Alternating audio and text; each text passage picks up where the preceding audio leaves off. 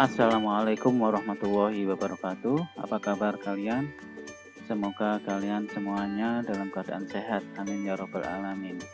Pada kesempatan kali ini saya akan menyampaikan materi aplikasi pengolah angka atau spreadsheet, khususnya tentang pembuatan aplikasi buku pembantu piutang dan utang. Kompetensi dasar yang akan kita pelajari yaitu menerapkan format aplikasi buku jurnal umum, buku besar dan buku besar pembantu. Kemudian membuat format aplikasi buku jurnal umum, buku besar dan buku besar pembantu. Indikator pencapaian kompetensi pada video tutorial kali ini adalah menerapkan format aplikasi buku besar pembantu dan membuat format aplikasi buku besar pembantu. Untuk aplikasi jurnal umum dan buku besar sudah kita bahas pada video sebelumnya. Bagaimana langkah-langkah membuat aplikasi buku besar pembantu? Simak terus video berikut ini. Buka aplikasi akuntansi servis Prima yang sudah Anda buat sebelumnya. Kemudian tambahkan sheet dan beri nama daftar pelanggan dan pemasok. Kemudian Anda ketikkan daftar pelanggan dan daftar pemasok seperti berikut ini. Daftar pelanggan nomor C01, nama SMK Berkah, kemudian alamat Jalan Melati 1, nomor faktur F001, tanggal 20 November 2018, saldo awalnya adalah 3 juta rupiah. Kemudian C02, nama SMA Jaya, alamat Jalan Mawar 2, nomor faktur F002, tanggal 22 November 2018, saldonya 1 juta rupiah. Jumlahnya adalah 4 juta rupiah.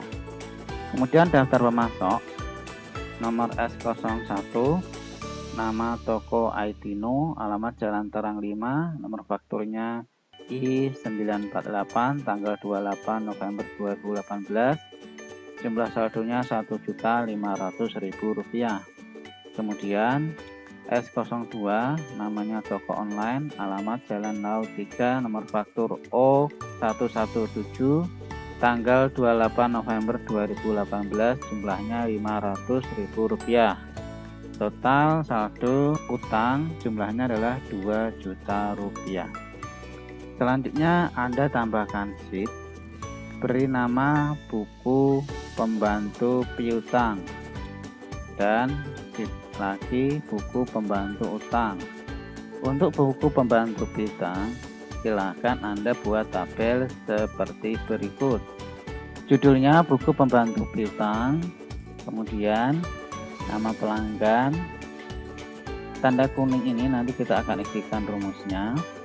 Kemudian ada tanggal Desember 1, keterangan saldo awal, perubahan debit kredit, saldo debit kredit. Kemudian tanggal 31 jurnal umum. Di sel H2 nanti kita akan isikan dengan kode pelanggan atau pemasok. Kemudian sel C2 Anda ketikkan rumus sama dengan if kurung buka H2 sama dengan tanda kutip, titik koma, tanda kutip 2 kali, kemudian titik koma, VLOOKUP kurung buka H2, titik koma, tabel arraynya adalah kita masuk di sheet daftar pelanggan dan pemasok. Kita blok di sel A3 sampai di sel F9. Kemudian di absolutan A3 absolut sampai F9 absolut, titik koma, call indeksnya adalah 2 karena nama pelanggan dan pemasok itu ada di kolom yang kedua, 1, 2. Kemudian titik koma, rank lookupnya adalah false. Kemudian kurung tutup 2 kali. Jika sudah, klik enter atau OK. Anda perhatikan di sini, ini belum ada hasilnya. Kenapa? Karena kode belum ditulis. Ini kan rumusnya if H2 kosong maka kosong. Jika tidak kosong maka kita lihat lookup H2 ke daftar pelanggannya. Kita akan coba masukkan kodenya. Kode pelanggan pertama itu adalah C01. Kita ketikkan di sini C01. Kita akan lihat apakah nama pelanggannya akan muncul.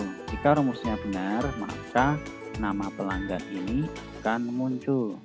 Ini nama pelanggannya adalah SMK Berkah, sesuai dengan kode yang ada di daftar pelanggan. Kemudian saldo debit dan kredit kita akan masukkan, taruh kursor di G5, ketik rumus sama dengan if kurung buka H2 sama dengan tanda kutip 2 kali, titik koma, tanda kutip 2 kali lagi, titik koma, if kurung buka left, kita pakai fungsi left, kurung buka, teksnya adalah H2, kemudian titik koma, kita ambil satu karakter, teks 1, kurung tutup sama dengan tanda kutip C, tanda kutip lagi, titik koma, kemudian kita pakai fungsi VLOOKUP, kurung buka H2, titik koma, tabel arraynya ada di daftar pelanggan dan pemasok. Kita klik sheet daftar pelanggan dan pemasok, kemudian blok sel A3 sampai F9 diabsolutkan, A3 dan F9, titik koma, call indeksnya kolom yang ke-6, 1, 2, 3, 4, 5, 6. Ini saldo pelanggan itu ada di kolom yang ke-6. Kita ketik 6, titik koma, klik false, kemudian kurung tutup, titik koma, 0, kemudian kurung tutup 2 kali, enter atau OK. Maksud dari rumus ini adalah jika H2 kosong maka kosong, jika terisi maka kita ambil fungsi left. Left H2 satu karakter sama dengan C. Jika H2 itu C, maka kita akan ambil lookupnya di sheet daftar pelanggan kolom yang ke-6. Jika tidak C maka 0, artinya saldo untuk buku pembantu piutang itu kodenya, kode pelanggannya adalah C, maka biasanya saldonya adalah debit. Jika tidak C maka kosong. Kita enter di sini saldo debit adalah 3 juta, sudah sesuai dengan daftar pelanggan dengan kode C01 atas nama SMK Berkah. Saldo awalnya adalah 3 juta rupiah. Kemudian kita akan buat rumus di sel H5 atau saldo kredit. Taruh kursor di sel H5 sama dengan if kurung buka H2 sama dengan tanda kutip 2 kali, titik koma, tanda kutip 2 kali, titik koma, if, kita pakai rumus lagi left, kurung buka, teksnya adalah H2, jumlah karakternya 1, kurung tutup, sama dengan, kalau tadi di saldo debit kita pakai C, kita di saldo kredit pakai S, kode untuk pemasok, tanda kutip S, kemudian titik koma, VLOOKUP, kita tambahkan rumus VLOOKUP, kurung buka, lookup filenya adalah H2, titik koma, tabel arraynya di daftar pelanggan dan pemasok, di blok A3 sampai F9, kemudian diabsolutkan, titik koma, indeks kolomnya adalah 6, 1, 2, 3, 4, 5, 6. Saldo awalnya di kolom yang ke-6, titik koma, ketik false, dan kurung tutup, titik koma, 0, kurung tutup 2 kali, enter. Anda perhatikan rumus ini, jika H2 kosong maka kosong. Jika terisi kita ambil fungsi left di H2 satu karakter. Jika S maka kita akan ambil lookup di sheet daftar pelanggan dan pemasok di kolom yang ke-6. Jika bukan S maka 0. Selanjutnya kita akan masukkan perubahan debit kredit di sel E6. Ketik rumus sama dengan if kurung buka H2 sama dengan tanda kutip 2 kali, titik koma, tanda kutip 2 kali, titik koma. Kita pakai fungsi sum if kurung buka, ranknya kita masuk di sheet jurnal umum. Anda blok sel C5 sampai dengan G26 sesuai dengan tabel jurnal umum yang sudah kita buat. Kemudian diabsolutkan. Ini muncul C5 absolut dan G6 absolut. Kemudian titik koma, kriterianya Anda masuk di buku pembantu, di buku pembantu piutang.